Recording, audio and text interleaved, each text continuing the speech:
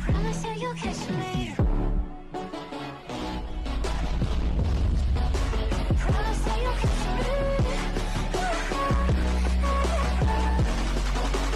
Promise that you'll catch me. Hello, this is Rami with Maxstar Computers. Please visit gomaxstar.com. We do have no credit needed.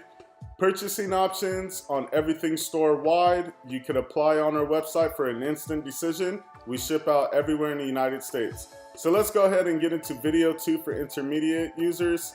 Now we're going to be talking about utilities.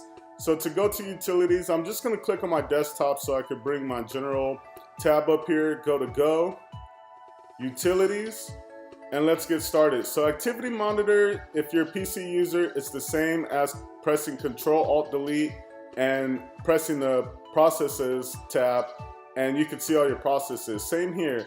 So it actually breaks the processes down a little bit more.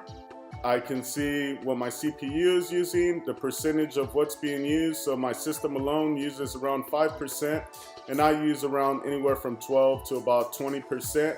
And my idle right now is more than 90%. This is a quad-core i7, so it's a pretty strong computer. My memory, which is random access memory, RAM, is basically, it stores temporary files and folders for quicker access. And right now I have 16 gigabytes of RAM. Memory being used is around 5 to 6. And it's also using some cache files around 3 to 4. So that's how you can see these processors. I'm gonna skip over energy and go to disk. This is my hard drive and what is being read, data written, and so forth. It really breaks it down really nice here. And of course, ingoing and outgoing communications or connections. So my computer stays communicating for certain reasons. You could get more into detail why each of these are communicating or needs to communicating. You could simply just copy and paste it to Google and find out what that file or extension or folder does. And of course, the most important part is energy. As far as a user, you want to know what's draining your battery. This is one of the best ways how. The other way is to decrease the brightness on your display and close everything out, but you can really see a breakdown of what's using your energy. So right now Google Chrome is actually using most of the energy. It's actually in gray, if you could see that highlighted gray, simply because I had closed it out already, but it was showing me previously what was using on my energy. And of course the rest of the apps, right now I'm using QuickTime Player, and it's hardly taking any energy. As of right now, it's taken a lot. So the energy impact is about 35, but on average, it only takes about a half of one. So that's how you could see what's taking up all your energy. If you want to save your battery life or didn't notice programs are running in the background, you can go ahead and just delete them or close them out. So that's activity monitor. Let's move on. So this is some Adobe stuff I'll get into in future videos. Audio MIDI setup, I'm not going to really go over it because in previous videos I showed you how to set up your audio and MIDI stuff. What's really cool is this Bluetooth file exchange utility. Now if you were ever wondering how can I transfer a folder or picture via Bluetooth, this is how. So let's go ahead and open Bluetooth, and now I could just select a document and press send, and it'll show me all the local devices. Right now I don't have anything else on Bluetooth, but if I had a device that can accept pictures or so forth, it'll show up here and I could send my picture via Bluetooth. So that's pretty cool. Let's go back to the utility. Now bootcamp is actually used if you wanted to have a separate partition on your hard drive to run Windows. Yes, you can run Windows on a Mac, and we'll make a video about that. Next, let's go ahead. I'm gonna skip over color sync. Nobody cares about that as far as a common user. My console, I'm gonna skip over that as well. I'll go ahead and open it up so you can see. It's just messages and processes. We use it for errors that can come up on a computer, but this is really boring stuff and no common user wants to use it. Disk utility. This shows me all the available disks that are connected. So if I connected an external hard drive, it would show up right here. I can reformat my hard drives here. And disk utility, we will have a separate video, but I can also run first aid on my current hard drive here. by pressing first aid and pressing run. As of right now, I'm not going to run a first aid. Now, Migration Assistant, we're also going to have a separate video, but if you want to transfer your data from another Mac to your new Mac, this is how you would do it. You would connect both Macs together, run Migration Assistant, run through the following steps, and it would transfer exactly a spitting image of your old computer and put it right on your new computer. So this is a great utility. We use it all the time for data transfers. System information is basically system info, where you can find out about this Mac. We went over the most important ones, which is the power. You want to check the cycle count, the condition of your battery, and if you have 2 graphic cards, you want to check it here. And finally, to wrap this up, we're going to go over terminal. Now, I did mention about voice over utility in our previous videos. If you want to know how to set that up, just leave us a comment. We'll definitely make a personal video for you. We really don't use it. It's kind of irritating to have our computer talk for every move we do. That's what voice over does. So if I press this, it'll say terminal, and it just talks too much. Anyway, let's go to terminal. So I'm gonna close this out. Now, terminal is basically for coders. If you're a Linux user or you use Arch Linux, you're familiar with terminal already. But you can do all kind of range of things like copy folders, create folders.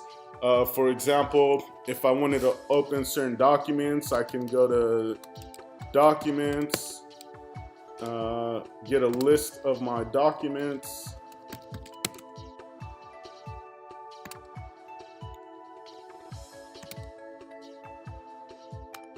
And it'll show me a list of my documents here, and so forth. So that's where you're able to do some of your Linux coding and bring it to the Mac. Now let's go ahead and open up a new shell really fast, and I'll show you some other cool things you can do. So the next thing I like about terminal, which I don't really do coding, but I do like to have fun and pretend like I'm a genius. So Emacs is a cool thing that you can do on utility. You can watch actually the Star Wars movie on through your terminal. You can play Tetris.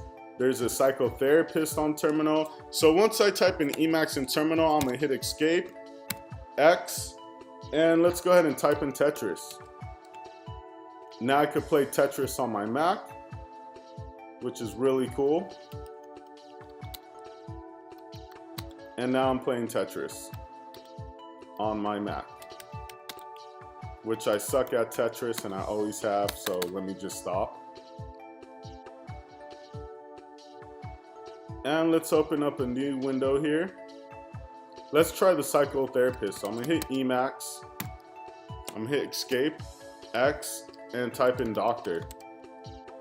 And voila, the psychotherapist is at my needs. So here it says, I am the psychotherapist. Please describe your problems. Each time you're finished talking, type RET twice.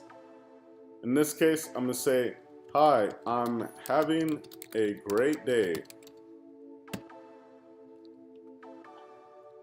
How do you do? What brings you to see me? I feel like talking.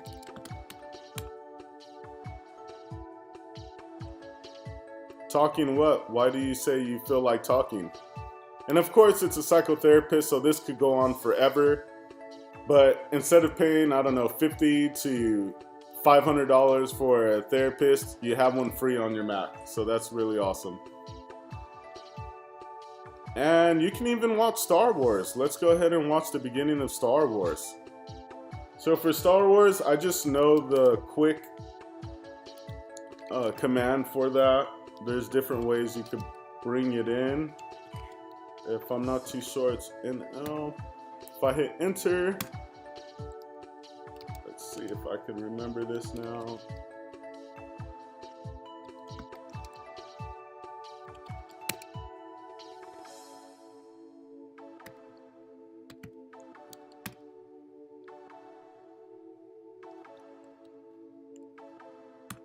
There it goes. And if I want to look busy at work, I can literally watch Star Wars through Terminal. People would pass by and be like, oh, he's practicing his coding. All right, leave him alone. When really I could just be watching Star Wars. And I'll show you the beginning of it, 20th century text. And the first thing that you wonder when you watch Star Wars through the Terminal is who in the heck took their time to reenact the whole movie via text on Terminal, and how long did that take? So it goes through the beginning of the Star Wars, yada yada yada. And I think this one starts off with a, I'm not sure if they call them starfighter planes, flying through the galaxy. But let's take a look. Okay, that's the Death Star. Oh, there's the jet flying.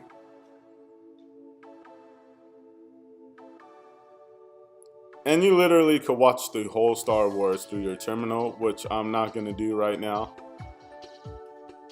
But that's Terminal. So I hope you liked this video. If you did, press the like button, subscribe if you want to see our future videos and get notifications about it. And thank you for watching. Have a great day.